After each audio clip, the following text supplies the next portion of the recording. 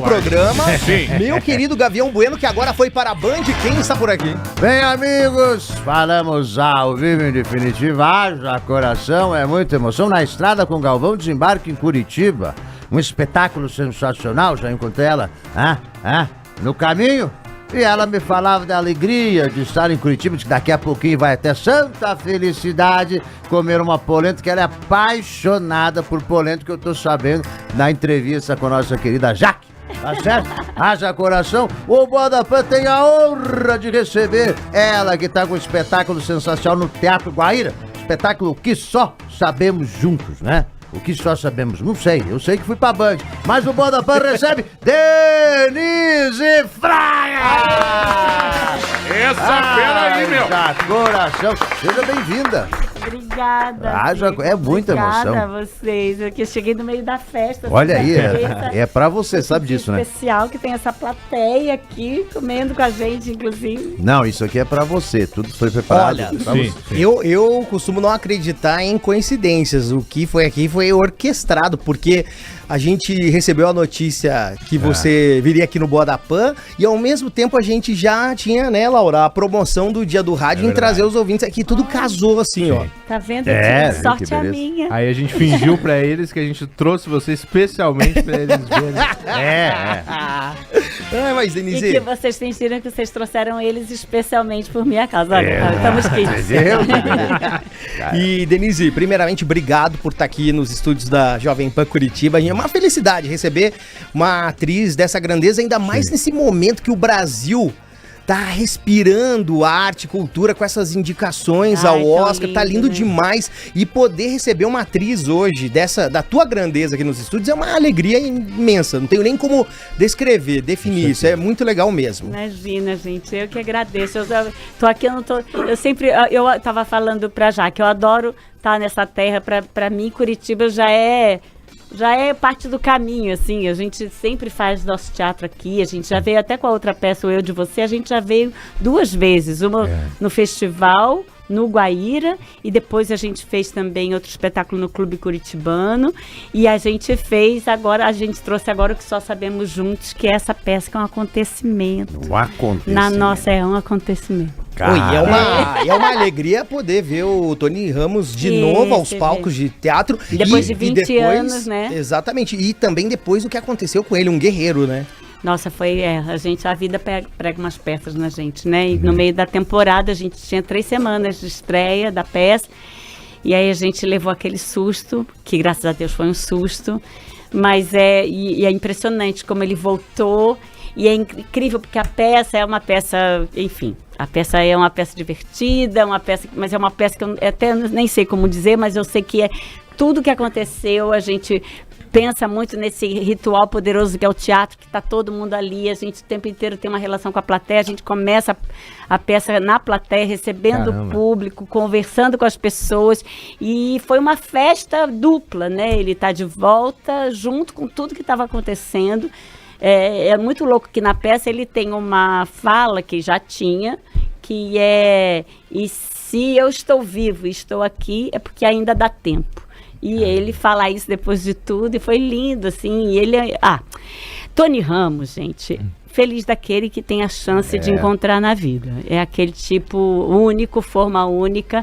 Ele é, além de ser o artista que ele é, né? Não estou aqui só rasgando seda barata. Acho que ele é uma unanimidade nacional como artista, e também uma unanimidade nacional porque ele é esse homem incrível, esse humanista, esse cara legal, esse cara que sempre está ali falando uma coisa que te esquenta o coração. E, além de tudo, eu tenho esse privilégio de hoje partilhar do meu cotidiano, eu e Luiz, de Lidiane e Tony, que são amigos queridos antes da peça. A gente já era, por isso que, na verdade, ele foi ver pela segunda vez o nosso Eu de Você, e nos fez essa proposta, nos chamou para jantar. Depois da segunda vez que ele viu a peça, eu falava: gente, o Tony vai ver de novo a peça. Que louco. Tony e Lidiane estão aí de novo, já tinham visto. Aí depois a gente foi para um jantar, aí ele veio com essa proposta, dizendo que estava há 20 anos sem fazer teatro, que tinha gostado muito do Eu de Você. Ele fala uma palavra que eu adoro, que ele falou que ele ficou perturbado com essa peça. E aí falou, e se a gente não topava fazer com ele alguma coisa, como era, porque o Eu de Você é uma peça que inaugurou pra gente talvez uma forma nova de fazer teatro, que a gente criou a peça na sala de ensaio. O que Só Sabemos Juntos também foi, a gente não foi com o texto que a gente decorou e fez as marcações e encenou. É uma peça que a gente criou junto. E o Que Só Sabemos Juntos, que tem esse nome não por acaso, é meio que o que só sabemos juntos, né? O Eu de Você é uma peça que eu termino falando para as pessoas, olhe para o lado, convidando as pessoas a olhar para o lado, né? E chama Eu de Você. E aí, tempos depois, eu apareço com nada mais, nada menos que Tony Ramos do meu lado, né? E a gente tentando entender o que a gente só sabe junto, e junto com todas as pessoas que partilham da gente dessa experiência única que virou essa peça na nossa vida. Quem for verá que essa coisa que só acontece a cada noite naquele teatro. Foi em Porto Alegre. Eu gosto de contar uma historinha que define a indefinição dessa peça para mim. O que eu posso garantir é que se ri e se emociona-se também. Essa peça faz a gente ouvir do público a coisa que eu mais gosto de ouvir, que é, nossa, eu não sabia se eu ria ou se eu chorava. E eu acho esse lugar muito precioso. Mas a gente fez lá no Salão de Atos da PUC, em Porto Alegre, a peça, e a gente teve uma conversa com a plateia, que uma senhora falou uma coisa, depois nessa conversa, que definiu muita coisa para mim. Ela falou assim, olha, uma senhora assim, né, que deve ir ao teatro, mas uma senhora com seu marido do lado falou, eu saí de casa para ver uma peça. Eu vim para cá e eu não sei o que eu vi. Eu só queria tentar entender por que eu tô tão tocada, tão comovida. E a peça é meio isso, ela deixa as pessoas num estado... eu digo, é uma experiência inesquecível. Não deixem, quem puder ir, não deixem. Ainda tem alguns ingressos. Tem que estar lá no Disque Ingressos. De 8, então corre. Não, eu acho que tem um pouco mais, porque a gente abriu há pouco tempo o balcão. Então eu acho que ainda tem. Mas se você tiver a oportunidade, você que está me ouvindo, não deixa de ver, porque é uma experiência, tem sido inesquecível. Mas eu acho que o teatro tem esse poder, né, Denise? Ele é diferente, né? Quando você assiste um filme, teatro, Fernandinho, que é ator, sargento, você é diferente, né? Quando você vê algo na TV ou no cinema, no teatro parece que você se conecta mais, né? Ele é mais, não sei, eu sinto isso pelo menos. No teatro você fica mais ali, é um negócio diferente.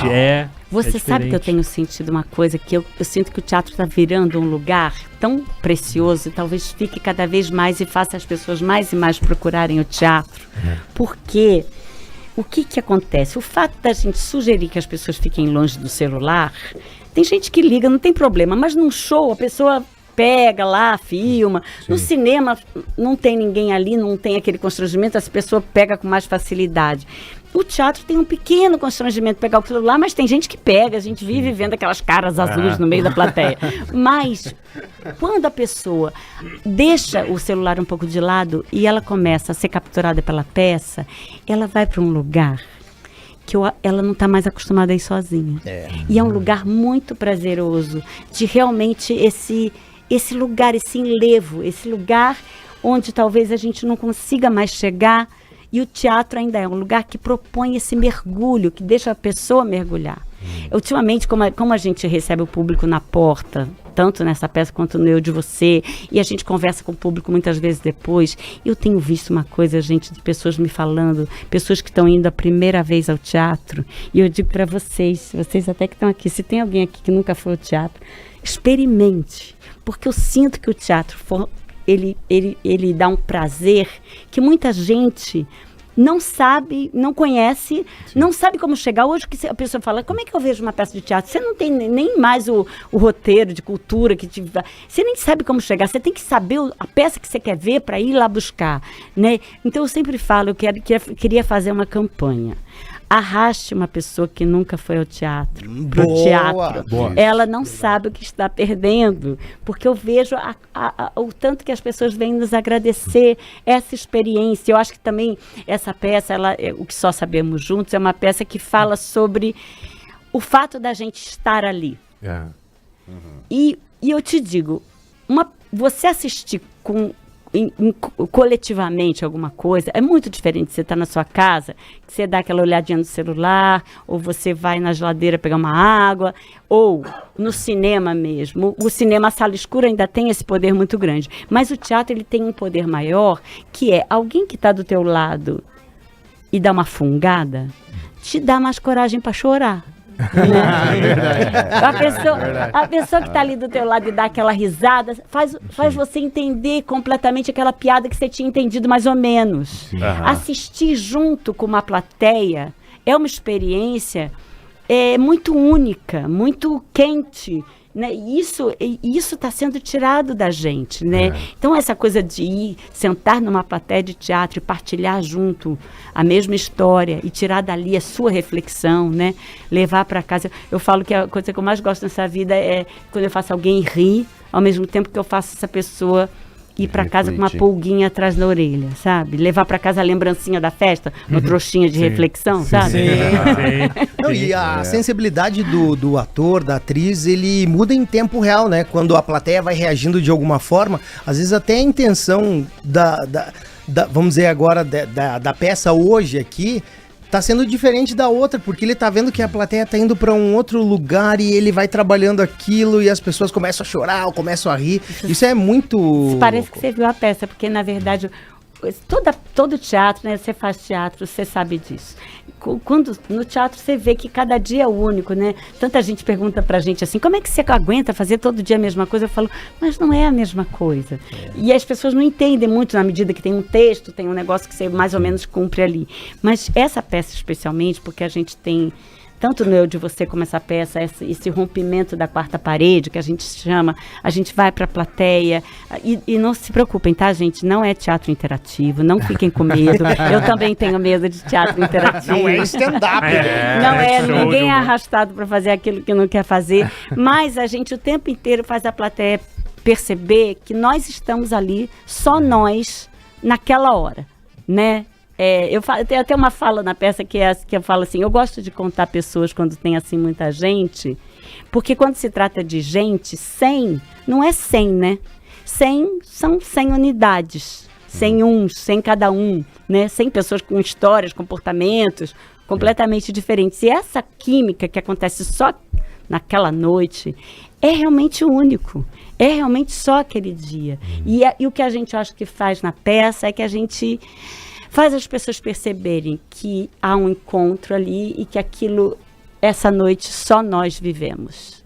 Só nós sabemos juntos dela. Porque em cada pessoa também chega de uma forma diferente, né? Não adianta. Então é muito individual. E traz químicas diferentes, né? E pra quem quer viver tudo isso e muito mais. Agora, dias 14 e 15, agora final de semana, no Guairão. Esse teatro que é maravilhoso. Nossa, é outra uma honra atmosfera. estar nesse palco sempre. O que só sabemos juntos, Denise Fraga, o Tony Ramos, que é coisa, nossa, é bicho do Paraná. Se eu encontrasse ele, eu ia perguntar qual minoxidil que ele usa, cara. O dele é bom. Ele é bom, minoxidil. E ó, já garante seu ingresso. Tem ingresso ainda pra comprar? Olha, tem porque a gente acabou de abrir o balcão, que a gente não ia abrir e a gente resolveu abrir porque os ingressos estavam esgotados. Então, corre lá, é o Disque Ingressos. Boa. Ainda tem ingressos, mas corre. Isso é bom. Vai, aproveita, ó. Você tem 30 segundos, vai. Só que a Denise passou aqui pra gente, já dá pra ter... E é uma peça campeã de público, né? Em todo lugar que passa... Não, essa peça teve uma coisa muito linda, que a gente, em São Paulo, até hoje as pessoas... A gente vai voltar pra São Paulo no ano que vem, em maio, com a peça, porque a temporada de São Paulo, ela se esgotou, assim, inteira em muito pouco tempo. Né? E aonde a gente vai, a gente esteve lá no Salão de Atos da PUC, 1.000 e tantos ingressos, em Brasília, 1.000 e não sei quantos lugares, tudo sempre esgotado, porque realmente é uma... porque a peça vai um boca a boca, né? Hoje com a rede social tem muito isso, né? Você não tem mais fronteiras, você tem um parente lá não sei, em algum lugar do Brasil, você fala, a peça tá aí, não deixe de ver. Sim. Verdade, é bem Porque assim. eu aqui do outro lado do Brasil vi quando veio pra cá. Eu tava lendo sobre a peça, ela tem uma proposta, não sei se pode dizer proposta, porque eu tava lendo sobre ela, parece que tá vivo. Eu não consigo dizer ela começa e acaba assim, ela parece que tá viva. Mas ela mistura coisas contemporâneas com textos clássicos também. Olha! Nossa, você essa sabe, mistura? não gosto nem de falar isso porque parece que é uma coisa pesada, mistura textos contemporâneos. Mas o que acontece é que assim, essa peça surgiu do nosso querer dizer. Assim como era o Eu de Você, só que o Eu de Você tinha as cartas das histórias reais, né? Esses eram textos que a gente estava lendo. O que eu posso dizer assim, tem uma história, tem um casal que permeia a peça discutindo. A gente fala muito sobre uma coisa que está em crise absoluta nos nossos dias, que é a escuta.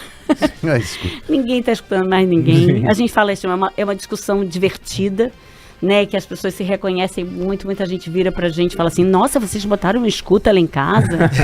E a gente também tem coisas lindas, como uma vez uma moça que virou pra mim, logo no início da temporada de São Paulo, virou e falou assim, Denise, eu queria te agradecer, porque você acabou de fazer eu rever a minha decisão de separar. Caramba! E ela fez até assim, ela meio escondeu o marido assim, atrás dela, na fila, assim. E ela falou assim, você acabou de rever a minha decisão de separar. Daí você viu, mas jura? Separe. Não, mas você sabe que na hora eu perguntei pra ela, mas o que você decidiu, né? Porque eu fiquei com medo de ser a pivô da separação. E aí eu falei, mas o que você decidiu? Ela falou assim, não, a gente vai conversar. Porque aí ela contou que quando ela saiu, eles foram pegar o carro, tinha uma fila pra pegar o carro no Valet, no Tuca. E aí ela voltou depois e virou pra mim e falou assim... Foi muito incrível o que aconteceu, porque a gente saiu da porta do teatro conversando, coisa que a gente não fazia há muito tempo. E eu acho que a peça tem esse poder, o teatro tem esse poder, né? Que essa história de você ver a mesma história, duas pessoas, um casal ou uma família que vê a peça, eu te digo, a pizza vai ser animada depois. Eu falo, dá assunto pra pizza depois. O Grequinha, tem pergunta aí? Nosso querido ex-prefeito. Alegria recebo Denise Fraga em Curitiba. Eu não sou mais o prefeito, mas quem manda aqui sou eu. Eduardo só é representado como prefeito, mas eu sou verdadeiro. Denise, olhando a sua biografia, observando a sua vida, conversando com os munícipes, alguns me falaram que você, quando jovenzinha, indecisa do que fazer, pensou em ser aeromoça, é verdade? Olha só, você pesquisou. Eu pesquisei, porque pesquisa, é verdade. Aeromoça? Aeromoça, é verdade. Não, uma hora foi... Mas, não, porque, assim, a escolha de ser ator, né... Meu querido amigo sabe, você tem que ir um pouco, é uma profissão que você às vezes briga com pai e mãe para exercer, né? Sim. Não, minha mãe me deu muita força sempre, mas meu pai de vez em quando falava, Denise, você não quer fazer um concurso pro Banco do Brasil? O Banco do Brasil é bom. E fica assim, Denise e os teatros dela, né? Denise e o teatro dela é muito legal, mas até a sua família aceita aquilo como profissão, né? E chegou uma hora que dinheiro que é bom não vinha nunca, né? E você tem que ter uma resistência muito grande ali. Eu fazia uns bicos, vendia sanduíche, vendia produto de beleza. E aí uma hora a minha tia tinha um contato na Varig, antiga Varig. E eu fui lá fazer um teste, porque eu falava inglês, eu falei, você era um moço, vou viajar, pronto. Vou desistir dessa vida. A sorte é que eu já estava fazendo uma peça quando me chamaram. E eu falei assim, não, eu vou pro teatro. Ainda bem, hein? Por pouco, viu? Que beleza. É porque não dá pra imaginar os domingos. Pra mim, era o Sai de Baixo e depois o Retrato Falado. Bom demais.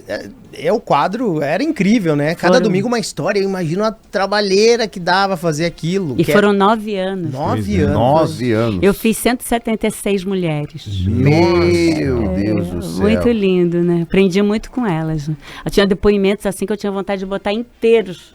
Falava assim, a gente falava, o Luiz, eu falava assim, nossa, mas deixa mais ela do que eu, porque ela é tão mais interessante. E o legal era isso, né, que via você interpretando, né, as mulheres e elas aparecendo ali, era isso muito legal, né?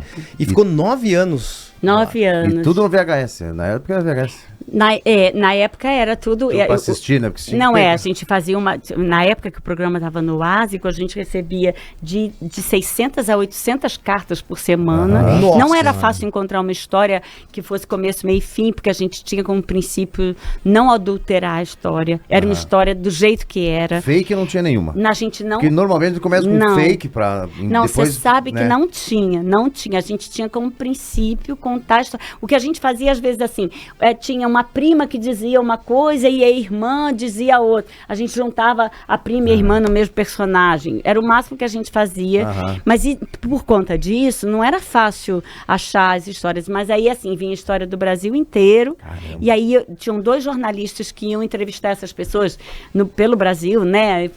Em Manaus, no Acre, em Vitória. Nossa. E aí eu recebia a fita dessa entrevista, que tinha 1h30, assim. E aí eu estudava ela ali. E o roteiro era feito em cima desse depoimento. Uma turma de roteiristas maravilhosos, Roberto Toreiro, Maurício Arruda, Alicia Manzo, né, Mariana Veríssimo, junto com o Luiz, sempre capitaneando tudo, Luiz Vilaça, que dirige agora O Que Só Sabemos Juntos. Temos aí uma parceria de muitos anos na vida e na arte. Falo que fazemos filmes e filhos. Que coisa né? Que bom que são 30 anos, fizemos 30 anos esse ano de casado. Lançar um curso online aí, casados e trabalhando juntos. E ainda fazemos uma peça que faz as pessoas não se separarem. Olha que legal. Que bacana, né, cara? Show de bola. Mas você estudava o trejeito também das pessoas? Porque eu lembro de alguma coisa que parecia fazer alguma coisa igual que a menina que estava conversando com você ali, no caso do contava a história. Porque estudava, na verdade, trejeito também? Sim, porque ela era uma coisa que era uma faca no pescoço de uma atriz, porque ela aparecia, a inspiração aparecia do meu lado. Ela acabava de falar, eu entrava. Então, eu ficava na época era um Walkman, e eu achava que as pessoas ficavam no set achando que eu estava escutando uma musiquinha, e não, eu estava ouvindo o pedaço que ela falava, porque quando eu começasse a falar, eu teria que encaixar na fala dela. Você é um imitador maravilhoso, você sabe o que significa isso. Imagina se eu ponho aqui Galvão Bueno do teu lado, você já ia tremer. Por melhor que eu faça, né? Sim. E não era uma imitação. Uma das coisas bonitas que o retrato me ensinou a respeito do nosso ofício, que é muito legal. Porque quando eu ficava lá pensando como é que ela pisca, como é que ela se mexe, como ela fala, eu virava um arremedo, uma tentativa. E aí, quando ela aparecia do meu lado, eu perdia dela. Porque ela era a realidade com todo o seu brilho e eu era só uma coisa que tentava ser. E aí eu saquei que, assim, a grande coisa que eu tinha a fazer como atriz, e essa é a coisa linda do nosso ofício, é que não era eu ser ela. Era eu ler para o espectador o que eu vi de Inês. Então, não era mais Inês, não era mais Denise, era Inês por Denise. Entendi. Era interessante que aparecesse o filtro de Denise, né? O que eu quero que o espectador veja nela. É como se o tempo inteiro eu representasse falando... Olha como ela é interessante. Olha o que ela tem que eu vi. E eu te mostro, né? Ser engraçado sem fazer com que a pessoa fique ridículo, né? Porque isso... Tempo inteiro. Você sabe disso, né? Você no seu trabalho ele não você segue vive. essa linha aí, não. Você viu o que ele faz com o ex-prefeito? Mas você sabe uma coisa? Eu acho que você deve fazer. Se eu vi você fazendo aqui, porque assim, a pessoa que está sendo a sua inspiração... Eu falava sempre isso, né, nas gravações, nos roteiros. A gente sempre falava assim, a gente não pode rir dela, a gente tem que rir com ela. A gente tem que rir do que ela riu. Muitas histórias do Retrato Falado eram histórias que as pessoas tinham sofrido. E eu me lembro da história da Dona Chinha, que era uma senhora que contou uma vez uma história e ela falava assim, ó, eu chorava que as lágrimas faziam assim no óculos. Tic, tic, tic, tic, tic. Imagina uma pessoa ter a capacidade de ter sofrido a ponto de ter chorado, mas hoje ela tinha a capacidade de contar essa história dizendo que as lágrimas faziam tic, tic, tic no óculos. Fazia a onomatopeia da lágrima, gente. Então era uma capacidade de rir de si mesma. Então ela ria junto daquela situação. Mas aquilo que ela não colocava ali como uma coisa que ela hoje julgava engraçada, a gente não se aventurava. Porque a gente não podia desrespeitar o terreno da onde ela riu de si mesma, entendeu? Exato. E é uma coisa delicada, E né? você Bacana. chegou a encontrar alguma dessas mulheres depois de tanto tempo? Sim. Você sabe que a coisa mais linda do mundo, que agora eu viajo o Brasil com teatro desde aquele tempo, né? Eu viajo o Brasil com teatro aí desde 2006. Não como aeromoça, né? Mas- Tá vendo? Eu arrumei um jeito de viajar, de juntar as duas coisas. Mas assim, eu tenho quase 20 anos que eu tô aí de 2 em 2 anos, de 3 em 3 anos com uma peça nova, e a gente faz uma temporada mais extensa em São Paulo, Rio, e depois viajo Brasil, Curitiba, vira sempre um dos primeiros palcos. Mas assim, viajando o Brasil, muita gente vem ver as peças e fala: eu fui você me retratou no Retrato Falado. Que legal. Porque foram 176 mulheres, e é muito impressionante, porque muitas eu lembro o nome. Eu falei assim, claro que eu sei quem você é. Você é a Nélia, por exemplo, de Recife, que sempre vai ver a gente, a Naíse. Então, são mulheres que fizeram parte da nossa vida, que eu vi anos depois, né? Eu falei assim, no outro dia eu estava no avião, uma virou para mim e falou assim, eu sou amiga da Márcia, que você fez um retrato falado. Eu falei assim, a Márcia aeromoça da moto? Sim, eu já fiz. Caraca, É muito caramba, que lindo. memória. Que memória, né? Cara, se tivesse hoje, eu ia mandar uma carta, eu não ia precisar de carta, mas eu fazia questão de mandar uma carta da Vida do Lelo. Ah, é? Ah, Cara, esse o Lelo- sofre, hein, Denise? É, Olha. mete em fogo na casa, que se chama um grito. Acontece coisa. hein? Acontece Não- cada coisa, que vai não furar vou pra ele, negar. fura, botar um quadro, fura o cano. A vida dele é uma comédia.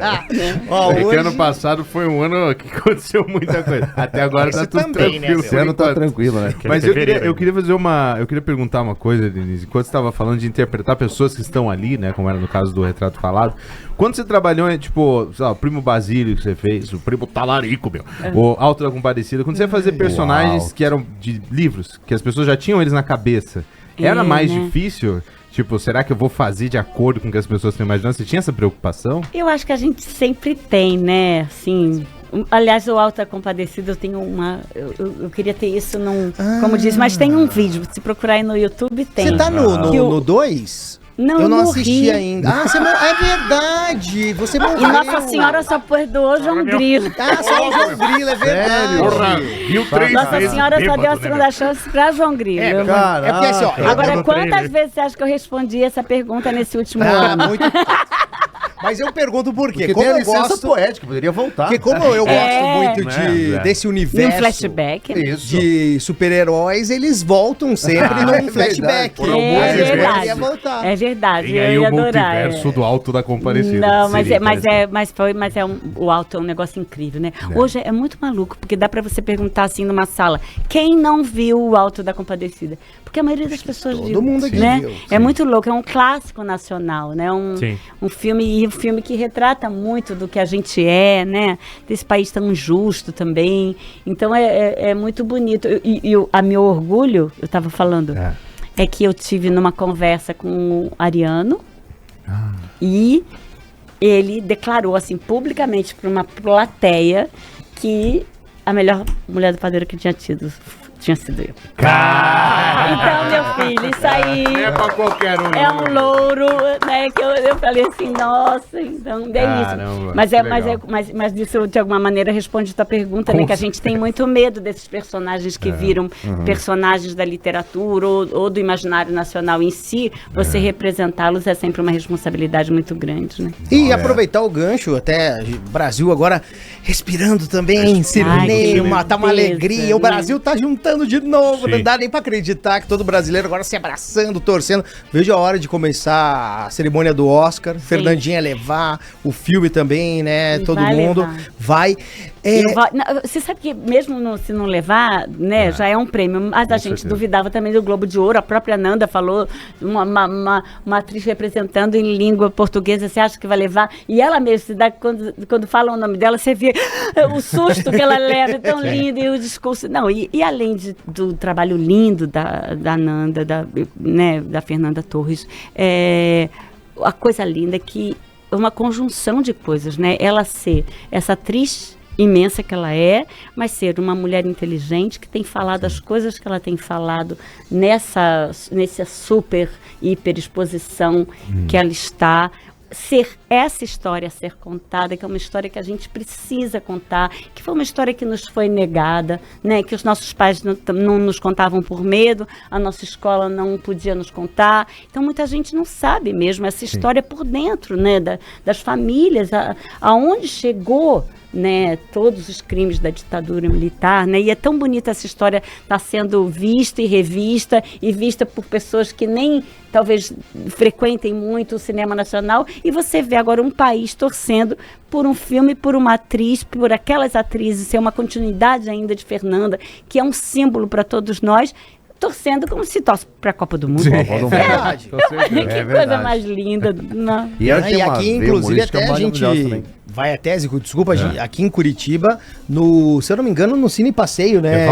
Cine Passeio vai ter a transmissão da premiação do Oscar para todo mundo. Ai, que lindeza, sério. E vai ser no carnaval, né? Todo mundo fantasiado. Vai ser lindo. E todo mundo de Fernanda Torres. A Nanda disse que é o máximo eu vi uma entrevista dela falando no outro dia que o máximo da fama no Brasil é você virar uma fantasia de carnaval. E ela tá feliz da É maravilhoso.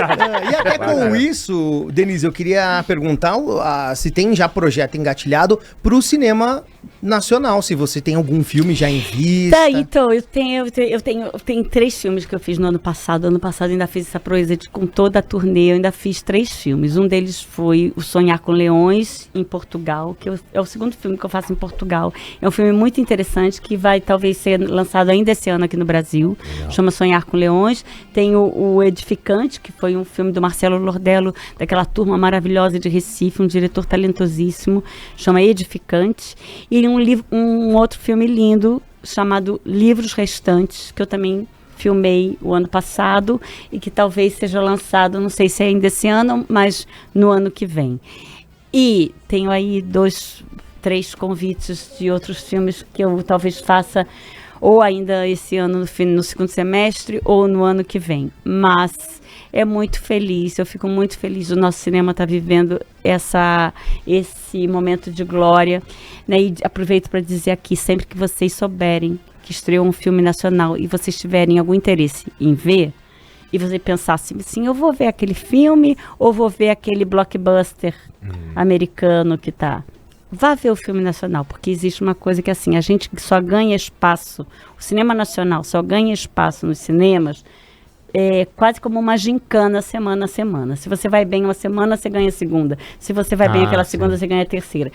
Tem muitos filmes que só ficam uma semana em cartaz. Caramba. Então, aquele filme estadunidense que você quer ver, você pode ver daqui a 3 semanas. Sim. Porque ele tem um negócio que ele tem ali um conchavo com o exibidor que ele vai ser mantido. O nosso filme nacional não, é uma gincana. Então sempre priorize na sua agenda o cinema nacional.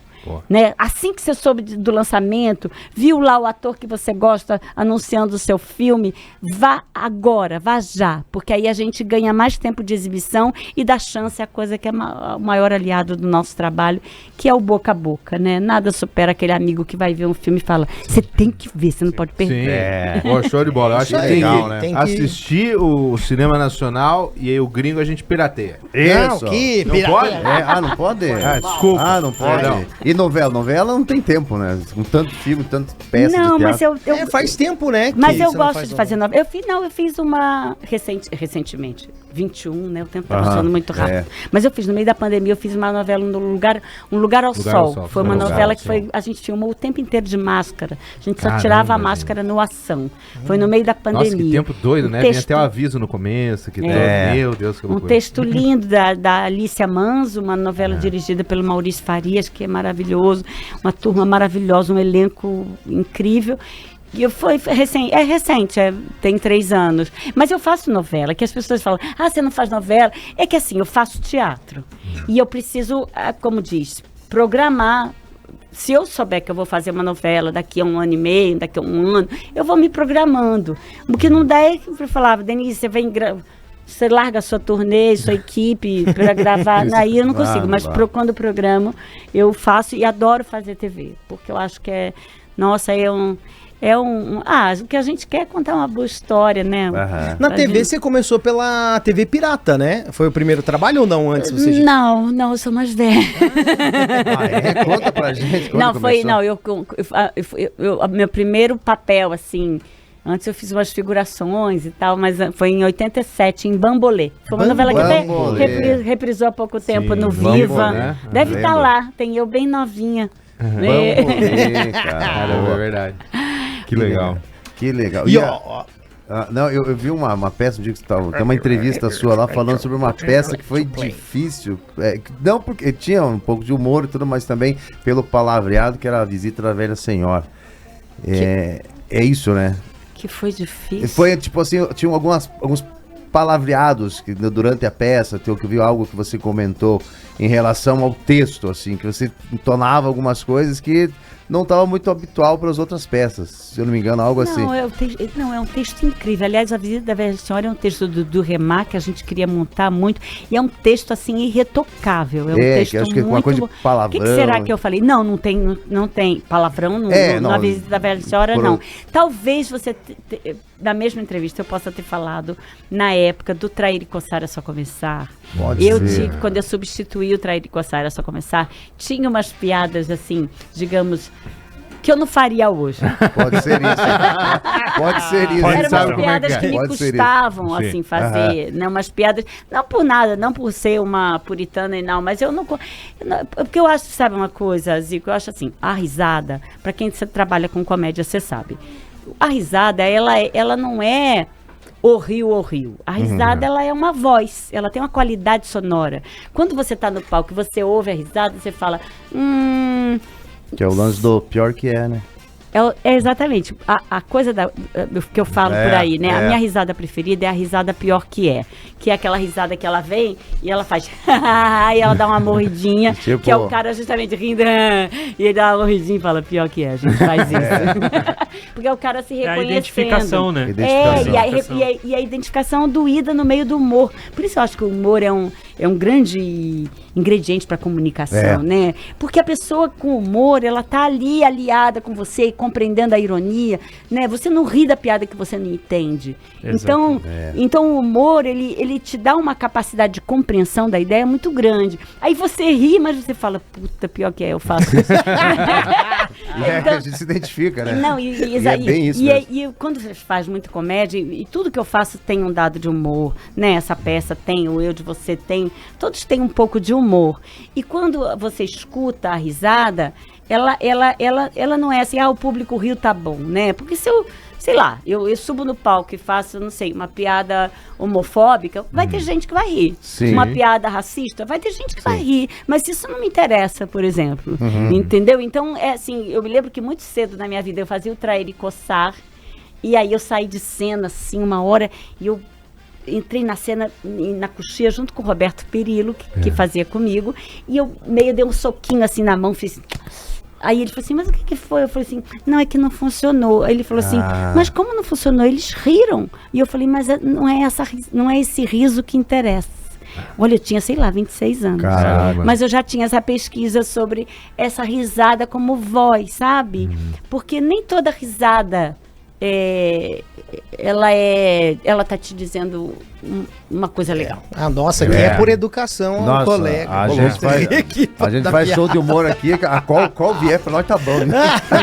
Eu ia perguntar, Fer, aproveitar que a Denise tá falando do humor. Pergunta! Você, sempre que a gente fala da Denise, a gente lembra, acaba comentando sempre de papéis engraçados, né? Coisas bem humoradas e tal, né? E você acha que isso foi uma escolha sua ou foi a carreira foi te levando pra às vezes, esses trabalhos que tinham mais um pouco de humor e tal? Olha, eu acho que eu entrei na escola de teatro querendo sofrer. O que eu queria mesmo era, sabe, escorrer na parede, né? Bater a porta, escorrer na parede assim, chorando. Que eu acho que todo ator, de alguma maneira, a gente tem essa glamorização do drama. E eu nem sabia eu não sou uma pessoa engraçada na vida. Quer dizer, dizem hoje, acho que eu aprendi um pouquinho. Mas assim, quando eu tô chorando, eu continuo fazendo piada pra mim mesmo, eu continuo rindo, chorando também, eu. Porque o humor, eu acho que é uma, sei lá, é uma maneira de olhar a vida, é quase uma é uma filosofia de vida você viver com humor, né? O humor te pega ali. Eu mesmo quando eu tô passando por um perrengue, eu às vezes ali eu consigo ver uma ironia qualquer e acabo rindo, chorando na mesma hora, né? Mas assim... Já viram um texto? Foi... Depende. Mas acontece que durante na escola de teatro mesmo, eu fui fazendo, tinha que fazer tudo, né? E quando eu fiz comédia, eu era surpreendentemente engraçada, diziam que eu era, né? E eu foi indo, assim. E na verdade, a comédia, né? Vocês trabalham com comédia, vocês sabem, é um negócio matemático. Sim. Né? Quando a gente está em cena lá, não é ou não é? Você está em cena lá, você errou o timing, você não atacou aqui, você faz assim, me ferrei, eles não vão rir. É como se fosse tem uma partitura. Eu comparo, mal comparando, mas é como se, o ouvido musical, né? Você entra errado na música, você fala, desandou, tempo, né? A pessoa, o compasso, você entra errado, né? Eu acho que você ter ou não ter timing de humor é uma coisa que é verdade, se tem ou não tem. Sim. É uma coisa que você pode estudar, mas quem tem talento para aquilo tem. E eu acho que você também, você perde a hora. Exato. Acontece muito que a gente tem um show que funciona, no outro não funciona. Sim, e é mesmo. Parece que eles combinaram lá fora que não. Sim, que não engraçado. Aí fazer e atualizar essas piadas, ninguém viu hoje. O que aconteceu? Eles combinaram lá fora que não iam rir. Aí você não faz mais, fica triste. No belo dia precisava fazer aquilo explode. Foi, meu Deus. E aquela regra é real mesmo? O ator de comédia faz drama tranquilamente e o que é mais, vamos dizer assim, experiente no drama, às vezes na comédia não é tão fácil. Você sabe que o Antunes Filho, né, grande mestre de teatro, né, ele fala uma coisa a respeito disso, né? A gente sente muito nessas peças, né? O que só sabemos juntos agora, né? Que a gente faz. A gente sente em cena quando você faz uma ponte do humor pro drama. Como é mais fácil levar do humor pro drama do que ao contrário. Porque eu sinto que, por exemplo, o humor, ele cria essa coisa da capacidade que você tem de ouvir o timing, o silêncio, como eu estava falando. O drama é a mesma coisa. O Antunes falava isso, que o ator comediante, ele faz muito bem drama porque ele tem a música.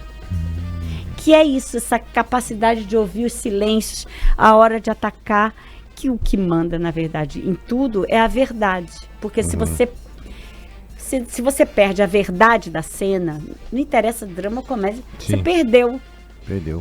Na comédia, você vai perder a resposta sonora da plateia, que é o riso. Né? E não adianta voltar. Não adianta voltar. Não tem como. Tem o Louis C.K., comediante americano, ele faz uma analogia que eu gosto muito, que ele fala que é ele fala que é como se fosse ondas quebrando na areia. Ondas do mar, que elas vêm, elas não têm o mesmo ritmo, elas não vêm sempre do mesmo jeito, mas você sabe que quando passou, não tem mais o que fazer. É verdade. Como as risadas vêm no show de comédia. E eu acho que a comédia também, ela tem uma diferença que ela é muito... O cara vai assistir um drama, se ele não chora, ele não vai falar que o drama é ruim porque ele não chorou. Ele vai falar assim, nossa, maravilhoso. Se o cara vai na comédia e ele não ri, ele fala, que horrível esse negócio. Nossa, verdade, isso é maravilhoso. Eu vou usar essa sua colocação. Ele fala assim, nossa, o cara não chora no drama, tá tudo bem, mas não ri na comédia é tão verdade. Triste, né? Você sabe que eu acho que a gente vive um negócio... vocês não me dão trela que eu gosto de conversar. Tá querendo daqui a tarde inteira. Não, mas é que eu acho que a gente vive um negócio que é uma espécie de ditadura da comédia. Tem isso. Não, né? vou explicar. Calma, vocês são comediantes. É assim. Eu vou falar assim, eu faço uma peça, tô fazendo uma peça, vai ver minha peça. Aí a primeira coisa que a pessoa fala pra mim, é comédia? Aí eu falo assim, porque, como eu disse, tudo que eu faço tem uma certa dose de humor. Mas ainda que não fosse, eu sinto que a pessoa fica tão aflita, querendo se divertir, gastar o seu rico dinheirinho, que é rico mesmo, aquele dinheirinho que ela... Pra pagar um ingresso que a divirta, que a faça ter aquele momento de lazer. Esqueceu que ela muitas o problema. vezes ela vai ver uma comédia ruim, porque é comédia, e deixa de ver um drama bom, que é divertir ela muito mais, que nesse sentido da palavra divertir, né? Que a gente fala divertir, parece sempre que tem riso no meio, mas divertir é te colocar no campo dos sonhos, né, meu?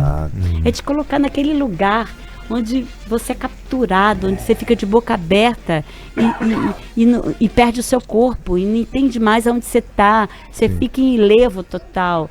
Né? Isso é divertir, não ver que te pegaram pela mão e te colocaram no campo dos sonhos.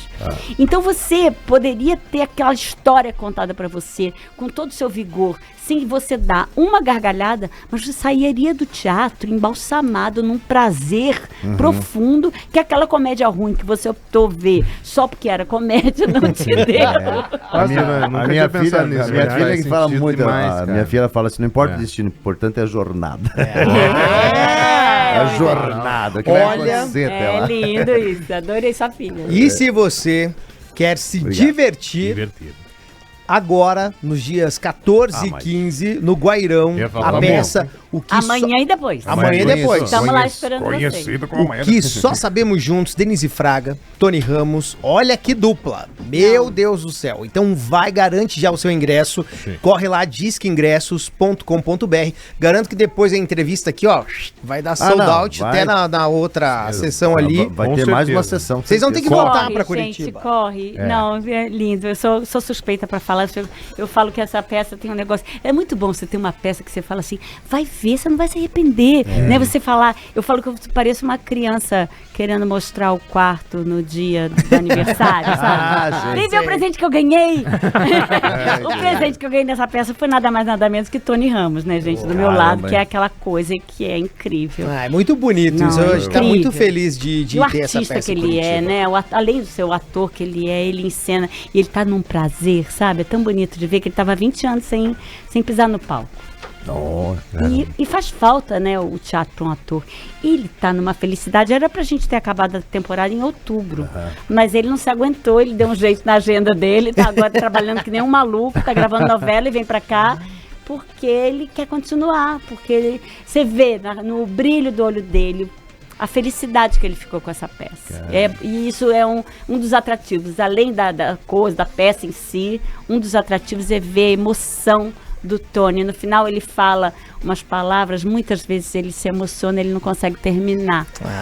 É lindo de ver. Coronel Boanerges. Denise, quero agradecer tua presença aqui no Boa da Pan, na Jovem Pan Curitiba, é uma alegria. E, por favor, convide o curitibano para ir assistir a peça. Nossa, essa terra maravilhosa que eu sempre sou tão bem recebida aqui. Muito obrigada. Já agradeço de cara todos os ingressos que já foram, porque quando falaram, a gente vai fazer 2 dias do Guairão, eu falei, não, será? Eu já comecei a tremer e eu já agradeço a vocês por terem ido lá comprar seus ingressos. E eu digo, a gente resolveu abrir o balcão, porque a gente não iria abrir inicialmente, então ainda tem ingressos. Então vá lá no Disque Ingressos, a gente está esperando vocês na plateia. Né? A gente conversa com a plateia antes de começar. Quem viu Eu de Você também lá no Guairão sabe que eu gosto. Eu gosto de uma conversa, vídeo, mas tanto não parece. Esse caminhão de palavras que eu deixei aqui. Mas assim, a gente, vá que você não vai se arrepender. Que coisa. Eu espero vocês também, viu, meninos? Vamos sim. E vocês maravilhosos que aqui estão. Isso, boa. Denise, obrigado mais uma vez, parabéns, mais sucesso pra você na sua carreira, saúde pra família e volte mais vezes aqui na Jovem Pan, tá bom? Obrigada, gente, um grande prazer estar com vocês, obrigada, tá? Salva de palmas, Denise Fraga! Já a gente